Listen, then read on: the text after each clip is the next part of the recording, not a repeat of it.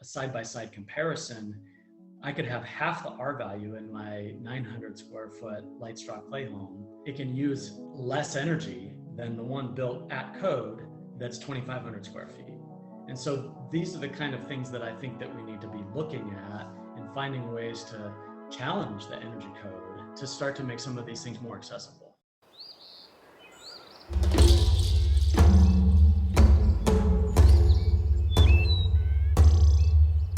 This is the Regenerative Real Estate Podcast. Revitalizing the world together.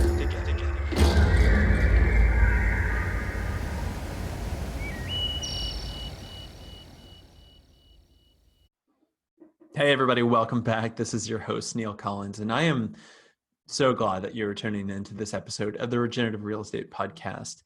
Our guest today is Oliver Ogden, and he is the co-founder of a company called Placecraft Design Build. And the reason why I wanted to invite Oliver onto today's episode is because he is a natural builder. If we're going to be talking about regeneration in real estate, we cannot overlook the role and the potential of natural building. And as we get into this podcast, we're about 20 episodes in, just shy of that.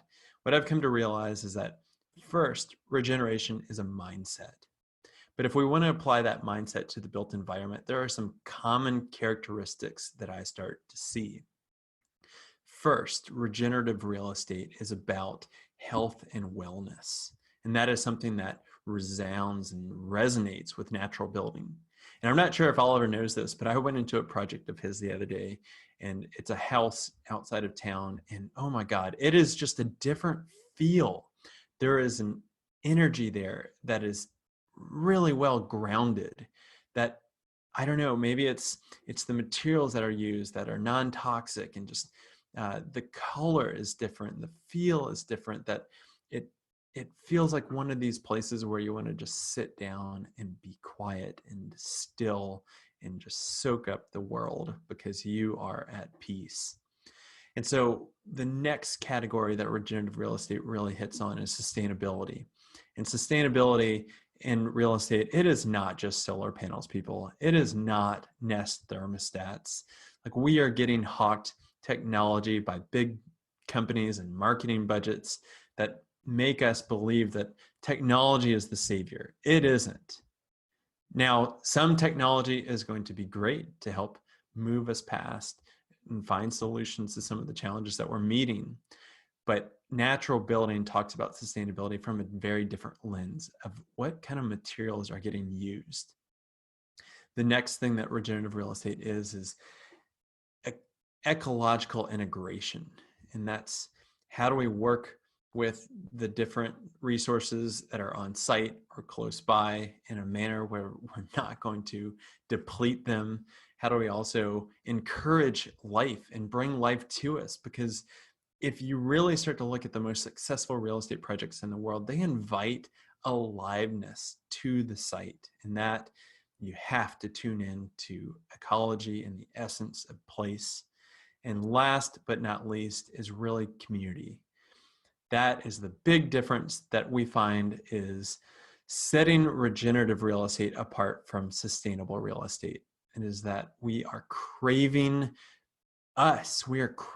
community more and more, even though we are more and more connected by technology. So in this episode, I hope you get so much out of it, because I love the story that Oliver tells about being a storyteller, being in film and production, and then becoming enamored with the built environment and realize that you could tell stories through buildings. And that is something that I just absolutely love, and I wanted to share it with you. So as we get into it, I hope you think about these different themes, and I want to give a plug to our company real quick. Our company, Latitude, is a real estate company that we want people and planet to thrive together. And we started to get clients that were looking for these kinds of properties. And I don't know if you've been out on Zillow or Redfin or any other company like that, where you cannot search for these kinds of properties.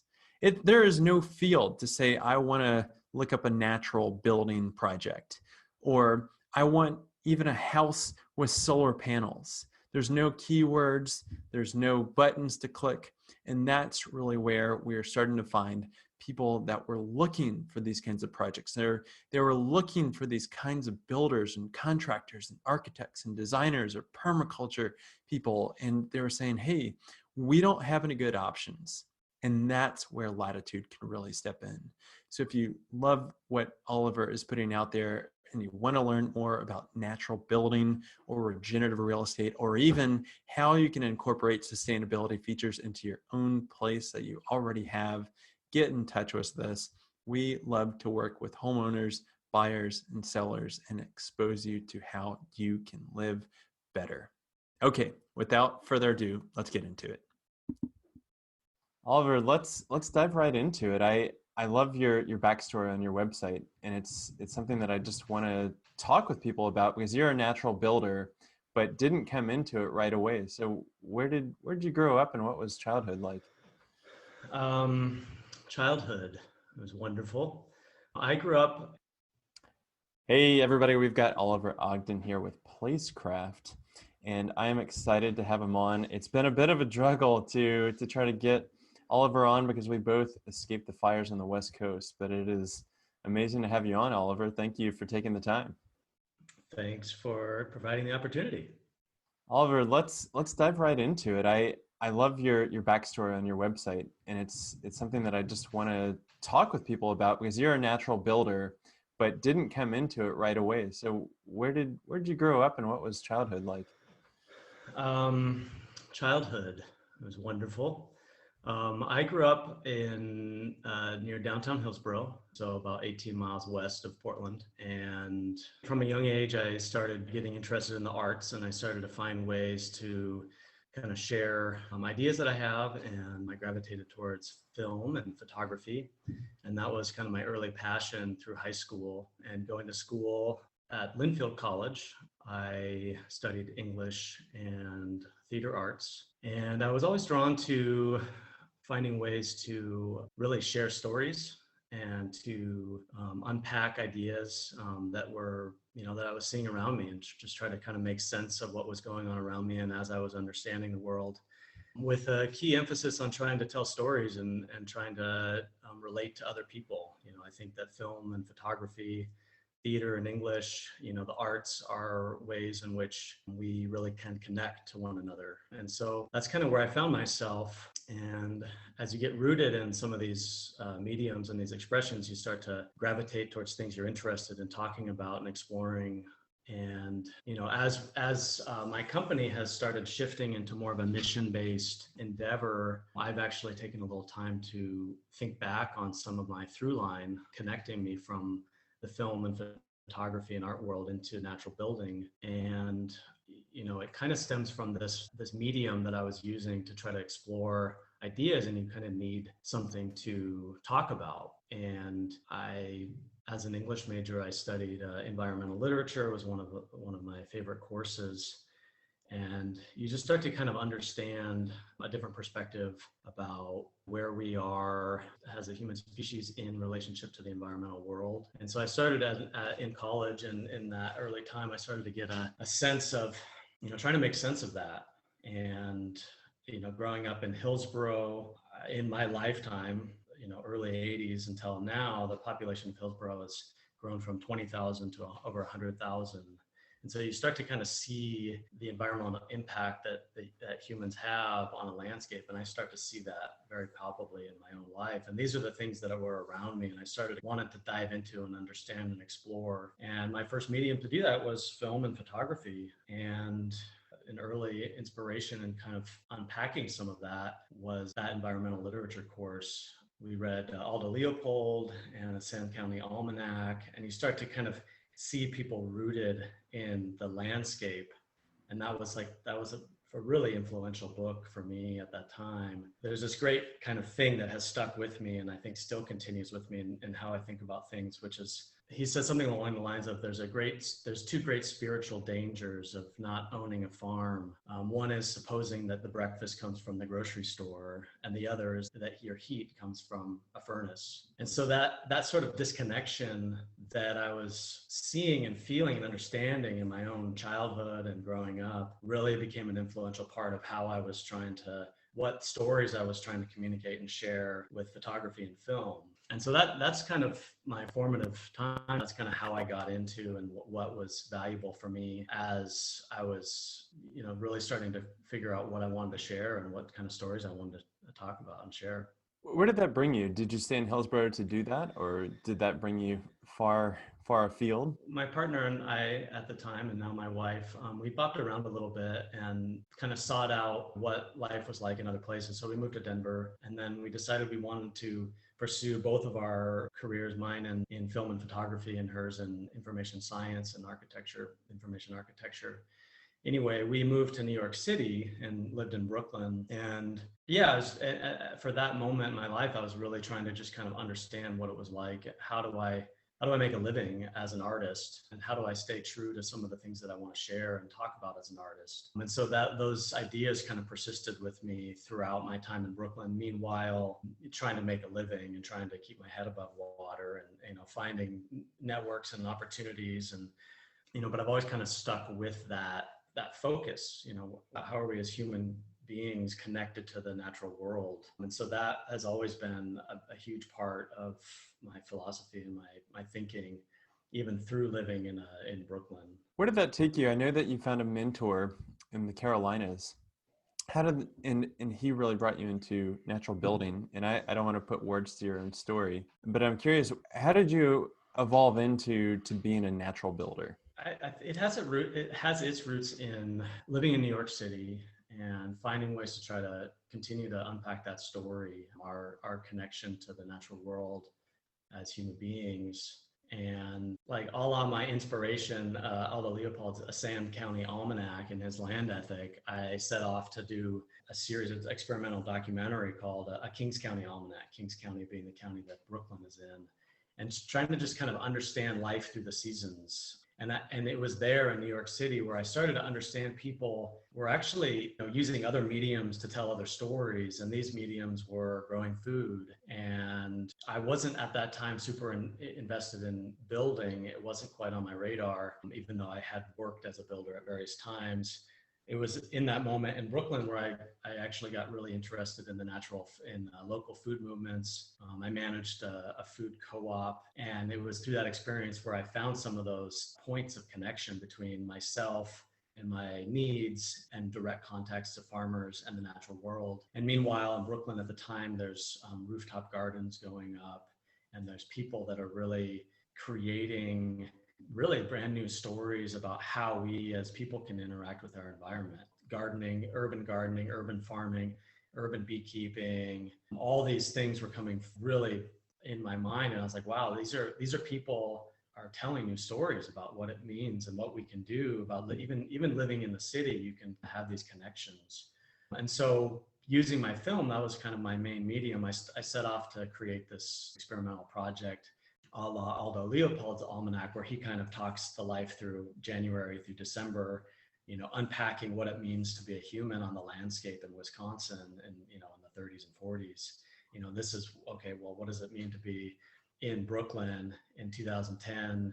What does that mean? What does that look like? How do we as people interact with the seasons? Because we're still part of this cyclical system. And so that was kind of my goal. And we moved to North Carolina before I was able to fulfill that project fully.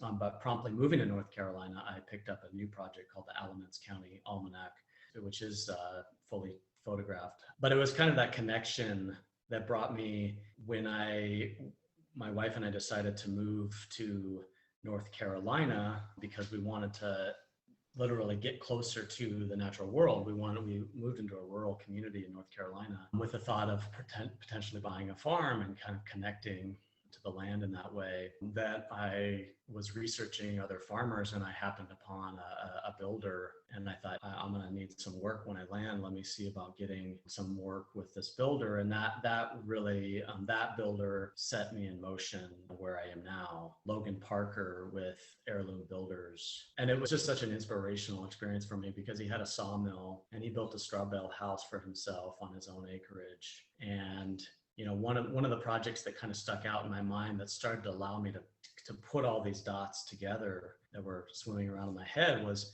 we went out to a farmer's property and an old oak tree had fallen on his cabin, the cabin that his great-grandfather had built in 1850. And he was in his 60s, he was in his retirement year, and he wanted to make sure that those timbers were preserved for, as a legacy. And so he hired Logan and our team to resaw those timbers, and we created these dining room tables out of them. And it was just this, okay, this is, for me, this is what's going on. This is everything that I was thinking about. This is connecting story, connecting to place, connecting to the land, connecting to family. And these are the kind of stories that I want to be a part of telling. And it started to kind of shift for me, even though I was still involved in working on film and photography. It started to shift to think, well, what if my medium could be one that's more boots on the ground, that's actively seeking out solutions to some of these problems that I'm perceiving,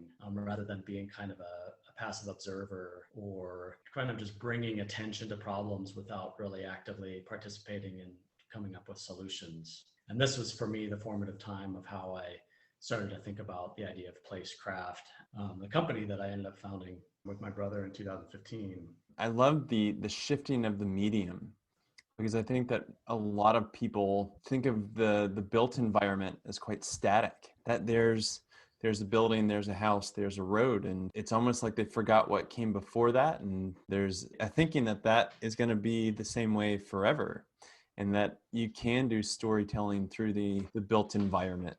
And especially whenever you realize that culture is reflected in our buildings, and our values are reflected in our buildings. And I just think that it's so cool that you first tapped into that, the epitome of an urban environment in Brooklyn, that you saw a medium through food growing as a way to tell a story. So what a beautiful transition. And I really can understand how you took that and you're trying to infuse that into your work today, because there's almost no better form of storytelling in terms of what is going to be permanent and semi-permanent, lived in an expression of story and value and culture.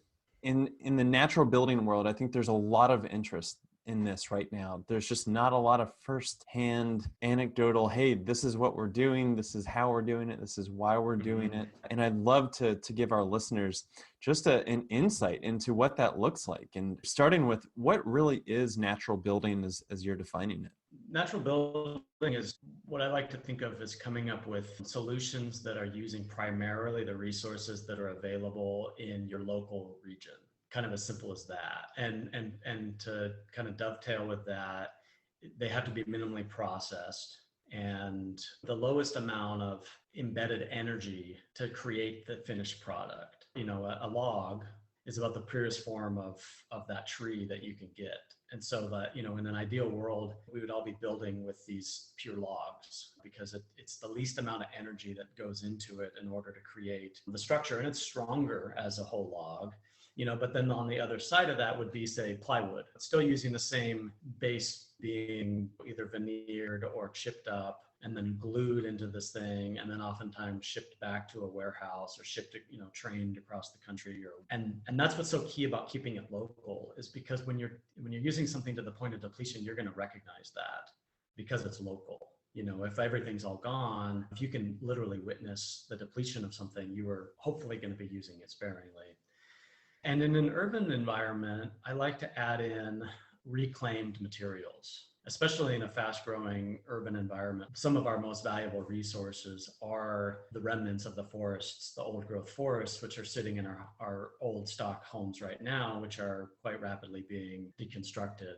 And so you're looking to not only local foresters, local farmers in the case of using straw, but you're also looking to local companies that are actively involved in deconstructing old buildings, because this is some of the best material that exists. So, a call out to Goodwood in Portland, friends of mine that are creating a beautiful business where they're really spending a lot of time and energy in harvesting this natural resource. And it really is some of the most beautiful stuff that you get to work with, this old growth. And that to me is connecting to that thing. I mean, when you buy a 2x4 from the store now, it has 3 or 4 or 8 grains of growth that you see in it. And this old growth could have 50 years of life in the 2x4 that it spans. And it's special. And I think getting back to kind of that Aldo Leopold idea, the spiritual dangers in not owning a farm, I like to think about that from a building perspective too. There is a spiritual danger in not understanding where your materials are coming from. If you just assume that all your materials are coming from the big box store or the lumber yard, you start to have this disconnect. And I really resonate with this idea of spiritual danger. And I think that's palpable in our current society. I think we are experiencing a spiritual bankruptcy on a lot of ways. And that's where I see a room to grow, and natural building is a part of that, because of that, is finding ways to connect us as people to the natural world and the value of work and the importance and purpose of work that can come from that. Some of my favorite projects, I've gone on to learn that their woodwork and their millwork was milled on site with trees that they had to harvest in order to place a property there, or a tree came down. I've also had just an amazing eye-opening experience of successional estate management, that trees are grown over generations and generations for these purposes, to be incorporated hundreds of years in the future for buildings.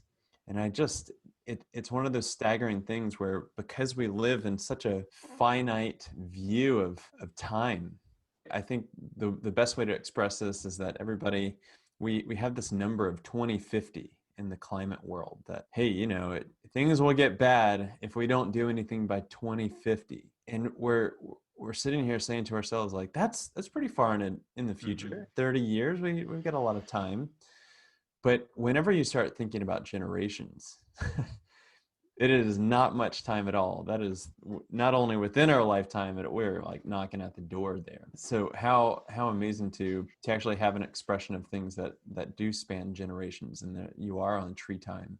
I am curious, how does a natural building process, with the technology that goes into the construction, how does that compare with what is now conventional building that's synthetically driven?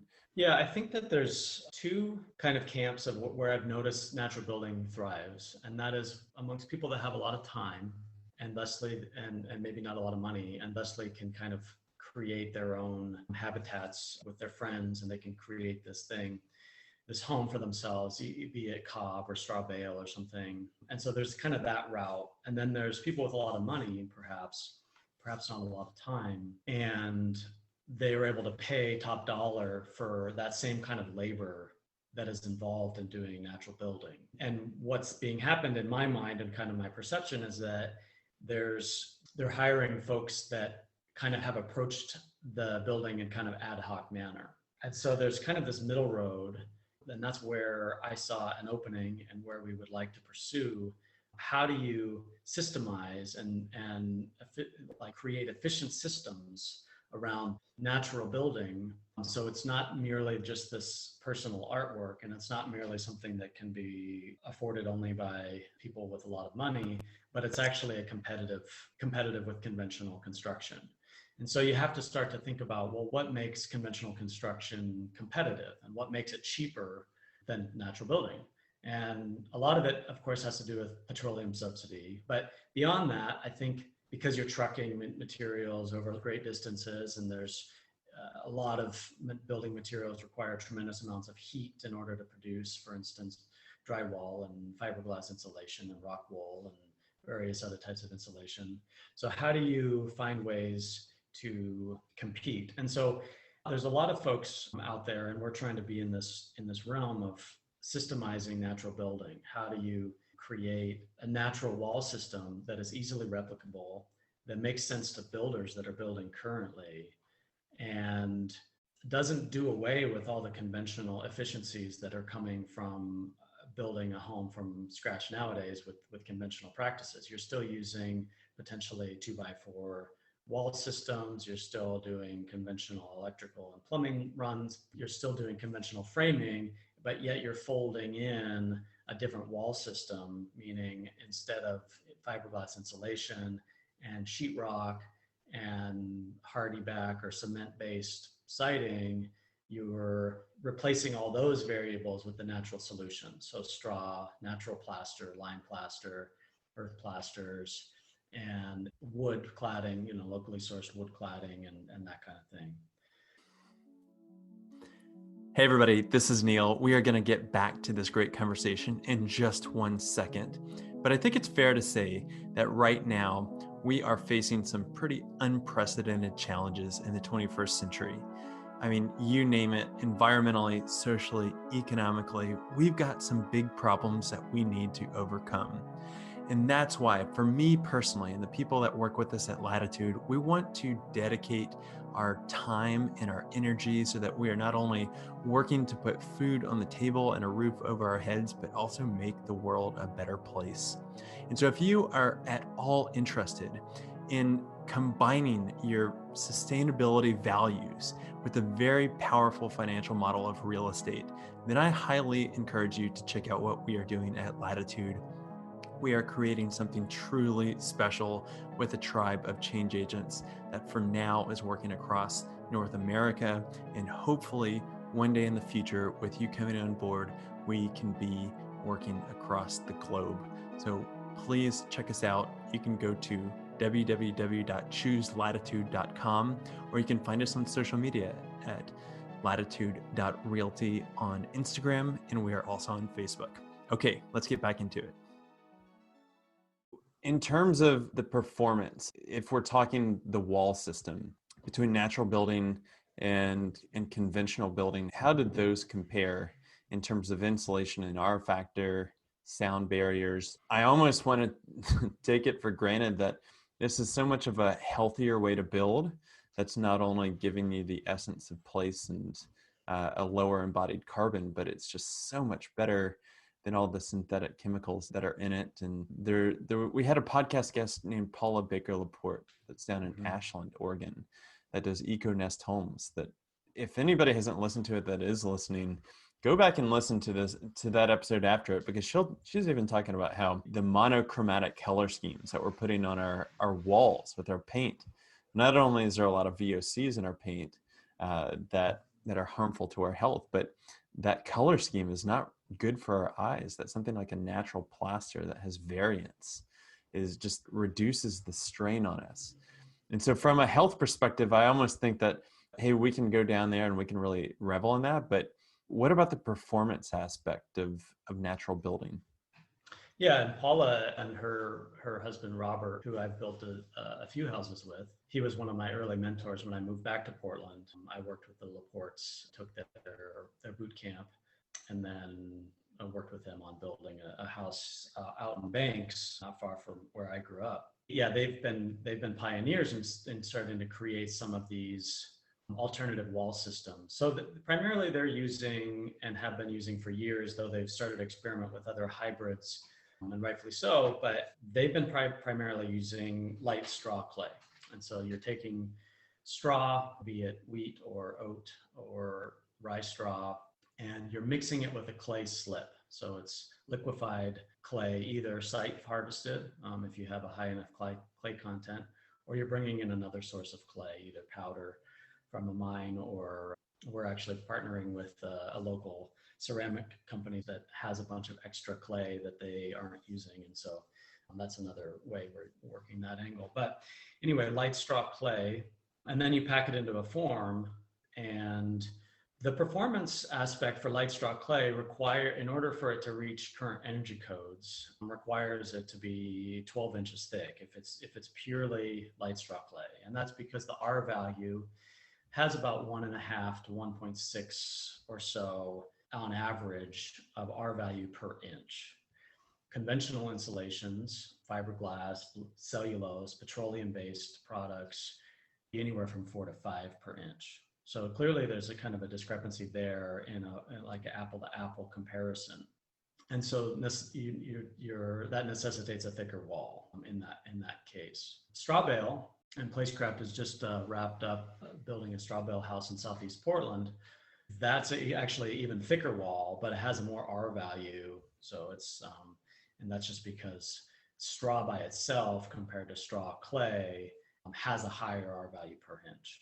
So that 15-inch wall of the straw bale is closer to, say, R30. And I think what you're touching on is actually one of the main areas that we need to explore as we come up against roadblocks in the kind of unpacking and understanding of natural building, because we do tend to compare apples to apples and say, well, what's the R value of that? And then it's very easy to dismiss the R value of a light straw clay or straw bale wall.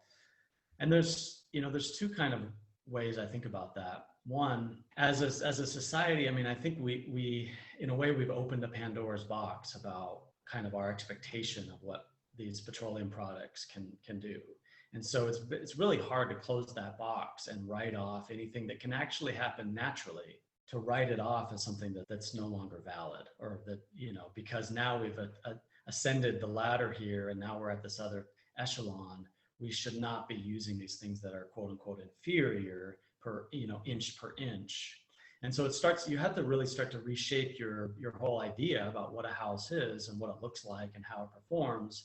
And if you use your baseline as a natural building perspective, which is, and from an ecological standpoint is, you can't allow yourself to even entertain the alternatives, say the conventional things, because they're so caustic and they're not only toxic for us as humans to be around and for workers to work with, but they're extractive from our natural landscape. And, at this point, when we're looking for solutions, and this is where the storytelling stuff comes back into play. We have to start to tell ourselves different stories. And right now, we're letting our stories being dictated by large corporations, for instance, building companies, and we've been telling ourselves the same story about how a wall ought to perform for so long that it's really hard to bust ourselves out of that story. And so that's where Placecraft is trying to position itself, is to start to share other perspectives and other stories. And one of the best ways to do that is just to start building these things. And that's kind of where we are now. While we have built a number of structures with other natural builders, my mentors, we've done two single family homes using largely natural building techniques. We really wanted to come back to the basics and start to, almost start from scratch and start to reshape how we talk about these structures and how we can start to tell a new story about how we live, about our expectations as homeowners and people that dwell in these structures and we need shelter. And that's where we're at with our project now. We have launched this year, has felt like a great year to, really start. I mean, I think everybody now in our current climate is looking for answers. We're looking for, we're definitely looking for a new story. And we don't have leaders right now that are helping shape our stories. And as a collective, we need to start sharing our history and start grounding ourselves in our place. And so Placecraft is endeavoring to start small and start at the basics to create small backyard structures that are examples of a natural building system. And it gives people a taste. It's kind of an entry point. You don't have to, people aren't going to have to commit to their whole home. They're not going to have to commit to retrofitting their old house. It's a small structure to give people a taste and to start to feel what it's like. Because I think once you can start to feel what it's like inside them and how they actually perform, that's the experience that's going to help people make a decision and move forward with choosing the natural building techniques. Oliver, where do you think the building codes are going? Do you see the natural building picking up steam? Is it just in a pocket in the Pacific Northwest, or is this going to be spreading across the globe? What's your take on that? Yeah, light straw clay, for instance, in the International Residential Building Code, it's part of it. Straw bale is as well. Cob is being worked on. And then if you start to get creative about hybrid systems as we are exploring, for instance, if you don't want to have 12 inches of light straw clay, one approach is that you have 5.5 inches of light straw clay put into a more conventional frame, and then you add on a natural insulation that has a little bit higher R value than light straw clay. And so you still have the benefit of using primarily local resources. And then you might have 1 inch or 2 inches of a wood fiber board or cork or cotton bat or something, or blown in cellulose, which all are natural and can be locally sourced products. And I think energy code is kind of an interesting thing. And this is something that I'm just on the beginning of starting to unpack. But I think that to a degree, this is an exploratory topic, but I do think that energy code is a little bit regressive at this moment, because if you look at a 2,500 square foot home, it has the same energy code requirement as a 900 square foot home or an 800 square foot home. And so basically what we're saying is that it might cost, it might require, and this is getting a little technical, and all of these numbers are estimates and just generic numbers, but say for instance, it takes 1,200 BTU or that amount of energy to heat your 2,500 square foot home. Well, that same home, regardless of what sort of R value is in the walls, a smaller home built the exact same way, a smaller home by the nature of being smaller is going to take half that or a third of that to heat it. And so by nature, that smaller home is kind of being required to perform at 3 times that of the larger home. And I think part of coupling natural buildings, small is the way to go. It really is the way to go as far as conserving our natural resources.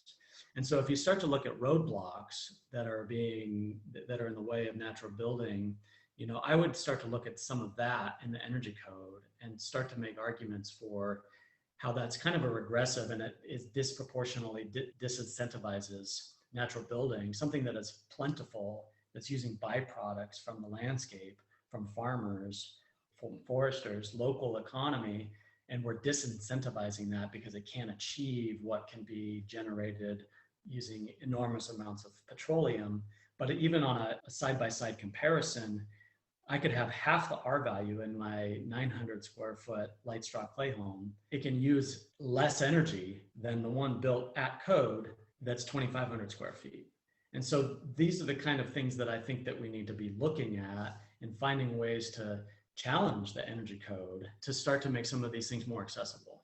I love that perspective. I have not dove into that in that manner, but I do know that human scaled designs are definitely becoming more in vogue, and just thinking, hey, how much space do we actually need? Our taste and preferences for space have become so warped over the last 60 to 100 years, pegging it to status in that growing middle class that capitalism promised.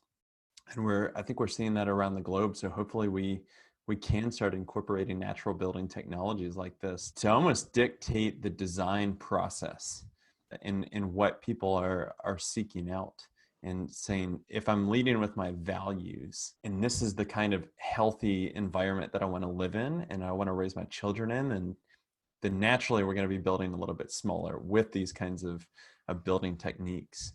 So I think it's amazing what you're doing. Where, Oliver, can people find more about Placecraft and the work that you're doing?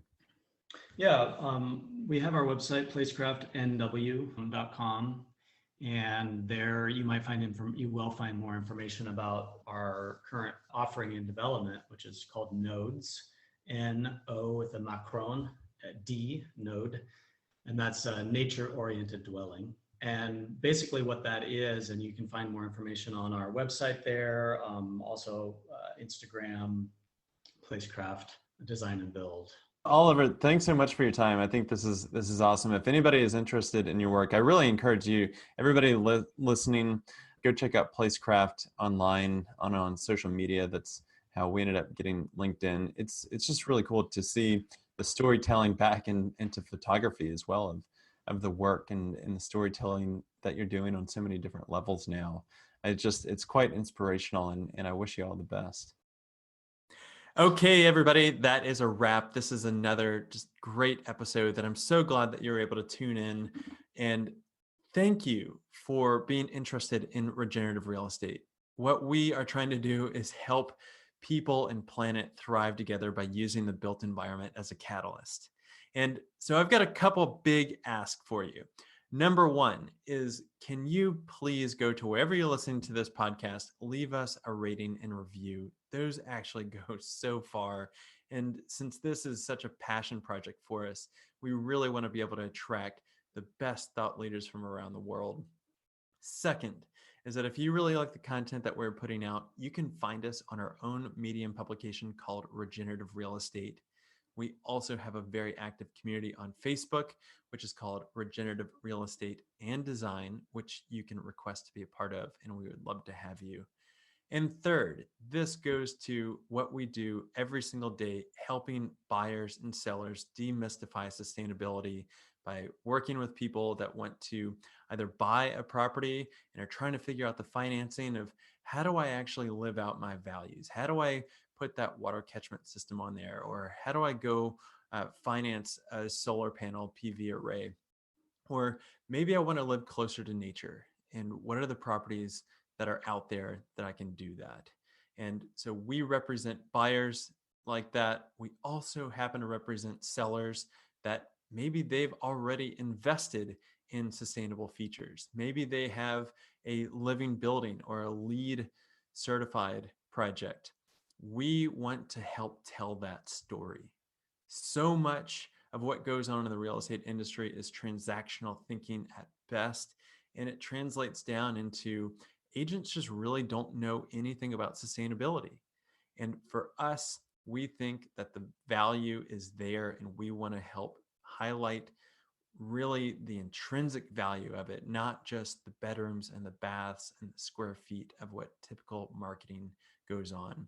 So if you know of anybody that wants to buy or sell these kinds of properties that we're talking about, please reach out to us at Latitude, and be sure to subscribe for another great episode coming up next week.